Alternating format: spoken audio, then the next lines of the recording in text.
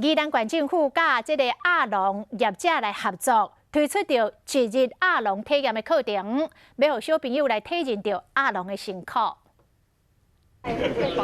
小朋友挂嘴烟、洗手了后，将这清气鸭卵该放入红土里面，浸热了后，再给它摕起来，算甲真欢喜。好玩，很好玩，第一次做啊。小朋友第一届来到饲鸭场，为了推广在地饲鸭产业甲食农教育课程，宜兰县府特别甲业者合作，推动小朋友的一日体验生活。要抓好。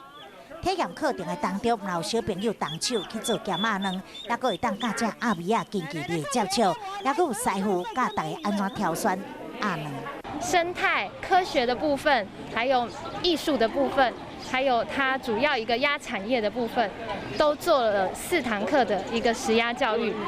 对安尼实际来参与学习，互小朋友对着家乡的产业更加有更加深度的认识，了解实在对农场到产稻过程，互原本单调的课程增加趣味。